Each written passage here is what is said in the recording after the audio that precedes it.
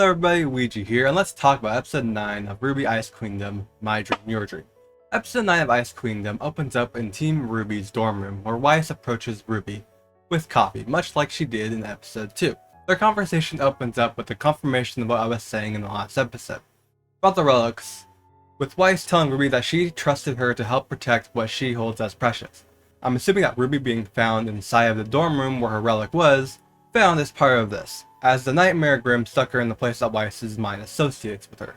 After this, Rwby apologizes for setting her childhood desires free, with Weiss responding that she can understand how Rwby feels, then going on to say that Rwby can freely do things that Weiss can't, like moving around the castle.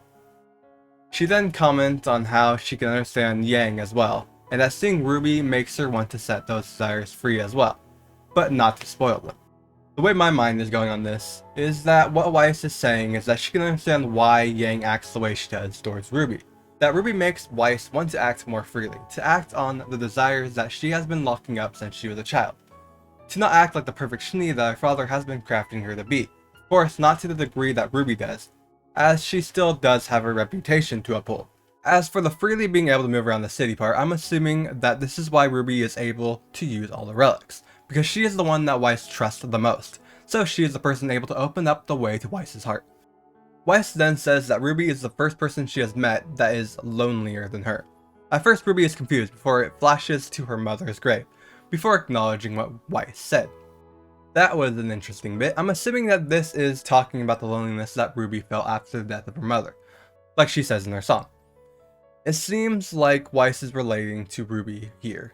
So does that mean Weiss has gone through a similar experience with loss that made her feel a similar kind of loneliness, say the death of her grandfather, and the desolation of her family? If you look at their songs, there is a similar line in them. In Red Like Roses, we have the line of, "All of the joy I had known for all my life was stripped away from the moment that you died." While in Path of Isolation, we get the line, "It starts with the loss of something dear." So both these characters have experienced a deep loss, though so have the other members of Team Rwby, so I hope that they bring that up. Maybe the thing that will bond Weiss with all of them is this similar but different loneliness. It's always cool when they throw some stuff in about Rwby's mother, as for how important she is to Rwby's character, she isn't brought up enough. It wasn't really until the most recent seasons that we saw the effects of her mother's death on Rwby. Rwby then tells Weiss that she got Crescent Rose wrong. The barrel is on the wrong side, she says. Weiss tells her that everything has its reasons before she starts to leave. As she walks away, she tells Rwby that it hides in the shadow of the person she is facing, before bidding her a good night to return to where she sleeps. I don't know what that is supposed to mean, that it hides in the shadow of the person she's facing?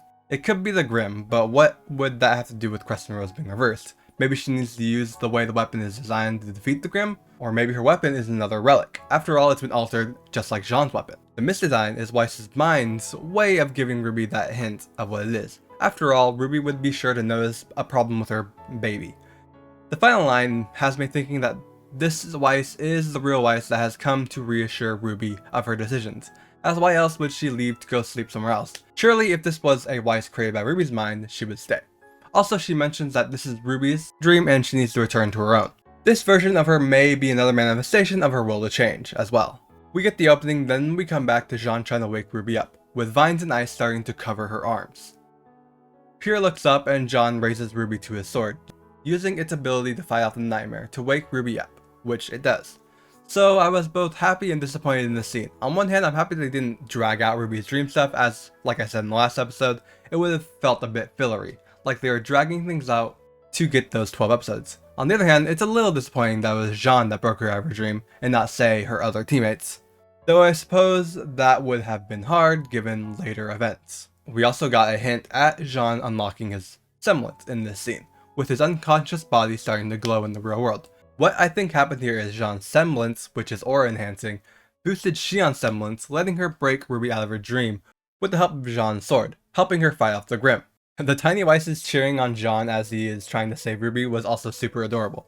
Rwby's last coin disappears, and with that I think only Blake and Yang have coins left, which they'll probably use in the coming episodes, and they'll have none left, as I predicted. We cut over to Weiss, who is in her office, that has now been completely covered in ice.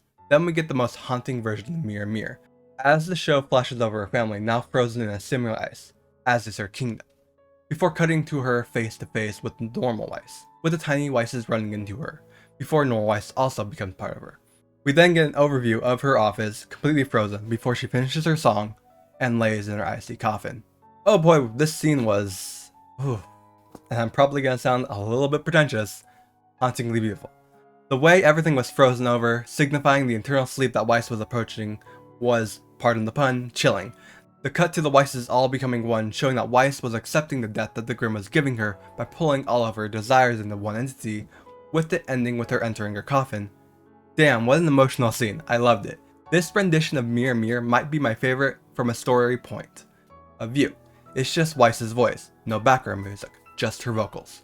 It really makes you feel the loneliness that Weiss has experienced in her lifetime. If you watch my reaction, I was actually speechless during this scene. It hit hard.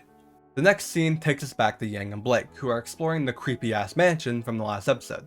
I really like the design of this building, the way the businessmen and Grimm are floating around in the background, and the creepy Victorian style piano music. It's actually really good. It all comes together to make this layers of fear style of mansion. As they wander around, they reach a door with the symbol of the White Fang. Interestingly though, it's not the current symbol, the blood red wolf. It's the original design from when Blake's dad was the leader of the White Fang. Could this be Weiss separating the two White Fangs, as the White Fang that has been attacking the train bears the new symbol? Does Weiss liken Blake to that White Fang instead of the terrorist version? Or maybe Weiss knows who Blake is. After all, it never really made sense that Weiss had no idea that Blake was the daughter of the former leader of the White Fang. There's no way as a Schnee, Weiss isn't familiar with the history of the important figures in the White Fang. Entering the room, we are greeted by a mini library, with another messed up sign at the end, of 2 rows of books, one of which is a very familiar book, The Man with Two Souls. It's a nice touch that means Weiss paid a lot more attention to her teammates than we would expect from someone like Volume 1 Weiss. Approaching the sign, we see the final relic, Blake's. When they pick it up, the sign flips to the White Fang symbol before the White Fang begin to move around the mansion. So Rwby's relic was protecting her freedom, symbolized by Beacon, and Yang's relic was protecting her childhood desires. I think Blake's was protecting her fears, to keep them in check. After all, Blake herself symbolizes some of that fear, so who better to lock them away? Also, Blake's room being a library makes so much sense. It must be how Weiss sees the real Blake, after she gets past all her own fondness racism, as just this quiet bookworm.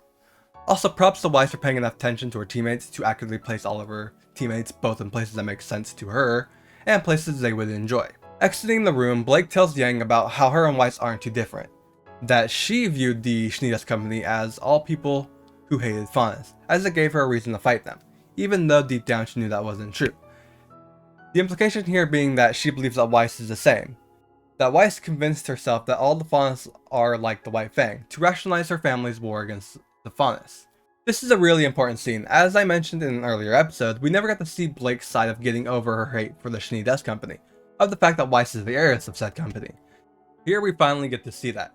We get to see her acknowledge that she bore a justified but unfair hate towards anybody associated with the Schnee Company. And we see her empathize with Weiss here, something that I think will be very important in the final episodes in getting Weiss to accept change, and finally accept Blake for who she is. After this conversation, they argue about the best approach to fighting Weiss, towards the end of which Blake gets an idea, before it cuts back to Jean and Rwby, who are surveying the area for enemies, but find none, so Rwby decides that it's time to move out, but is stopped by Jean, who tells her that moving without first finding Yang and Blake is reckless. So Rwby tells him that she'll make a plan that isn't reckless. Said non-reckless plan is to use the train, which due to Jean's sword is immune to the vines, and combine that with Rwby's apparent ability to move freely through the city that Weiss mentioned. Then, finally with the help of the tiny Weisses, they will buy enough time for Blake and Yang to find them, to help finish the fight. An interesting line here is when Rwby mentions why the mini Weisses went out of control. She says, aside from the Grimm, they went out of control because she said to fight for freedom. So instead this time she'll have them fight for Weiss. So going off what Weiss said earlier about wanting her desires to be free but not spoil them, I assume they went out of control because Rwby did just that. She told them to fight for freedom. So naturally Weiss's mind fought against that degree of freedom. It fought against that change. By having them fight for Weiss instead, it lets Weiss's mind accept the change easier, so that her mind doesn't reject it and they don't go out of control. In this scene, I noticed a running theme of the show. It's the characters doubting Rwby's planning abilities, thinking that Rwby is too reckless with her plans, thinking that she doesn't think things through, with her then having to prove that her plans aren't reckless, that she does think them through, at least to some degree. And while her recklessness is more true towards the beginning of the show, as it progresses, she starts to grow into that leader role, with her plans getting not necessarily less reckless, but more thought out. And I think it's a cool way of showing Rwby's development into the capable leader we know today. After this, we get a short scene of Weiss's sleep being shattered, and her coming back out of her coffin, with the room defrosting. Rwby's plan seems to have bought them more time, by changing something within Weiss's mind, by having the train progress further into the city. Speaking of which, that is the next scene. Rwby starts the train up, and with the help of Pyrrha, they fight off the robots on the way up, while the train does some sick dodging around the Nicholas statue. Once at the top, they are stopped by the Jacques Knight and Weiss, and a big ol' fight breaks out, with the tiny Weisses fighting the robots, which includes both the saddest and cutest death scenes. I'm not exactly sure that they're actually dying, but the sounds they make are super cute.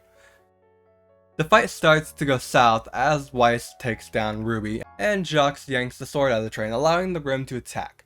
But then a crack in the sky appears, in a scene very reminiscent of the Gargantua's opening up when the Arrancar attack in Bleach. And who comes out? The White Fang, which honestly with their white masks also kind of look like hollows. Blake also comes out of the hole with her cat ears on full display, and she is wearing a White Fang mask. She attacks Weiss and the episode ends. So let's get this out of the way first. This is not Adam's mask. I saw this in some of the comments, and at first glance it does appear like it could be Adam's mask, but upon a closer look the symbols are different. So this mask is likely the mask that Blake would wear during her missions for the White Fang. That, or it's just a random mask that she made just for this occasion. Now the bigger question is, why is she wearing a mask? Well, I think it's for the same reason she has her ears out. She is forcing Weiss to look at her for what she is, a faunus, and an ex-member of the White Fang. She needs Weiss to accept that this is part of who Blake is, and what her past was. She's trying to get Weiss to see her for who she is. It wouldn't surprise me if she ditched the mask halfway through the fight, as a symbol that she is no longer a member of the White Fang, but she is still a faunus. One more thing to say before I get to my final thoughts. She actually looks a lot like Raven in this shot, with her hairstyle the way it is. This episode was a setup for the final clash of the season, and it was a great setup. It put all the pieces together for Team Rwby to finally save Weiss. From Rwby finally coming to understand Weiss's feelings through their talk, and then firmly standing by what she thinks is the right thing to do despite the opposition to that from both Jean and Nega Weiss. She's taken that final step to become a leader.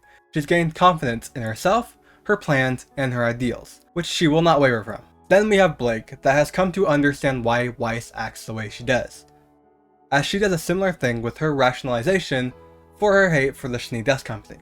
She sympathizes with Weiss and wants Weiss, much like she did, to realize that it doesn't have to be like that she can change. All she needs to do is come face to face with that realization, which is why Blake does what she does at the end of the episode. At least that's why I think. While we were talking about characters, I really like that they are using Rwby's mother's death as a major focal point, as all too often that part of Rwby's character is pushed into the background. I feel like this show as a whole has done a good job of highlighting aspects of the characters that have been kind of ignored in recent years, though that could be because they have grown past these.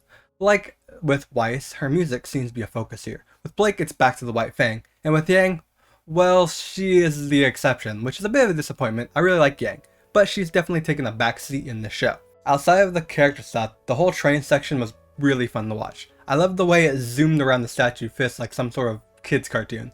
It fits with the absurdity of Weiss's dream. The fight scene at the end was a good taste of what we were likely going to see in the next couple of episodes, with the final episode likely going to be an epilogue of sorts. Maybe it will even set up a second show following a different character. So overall, this is a good episode, despite it mostly being the final setup for the last fight. I'd give it an 8 out of 10. So if you enjoyed this video, give it a like and consider subscribing, and tell me what you thought about the episode in the comments below. Weegee out.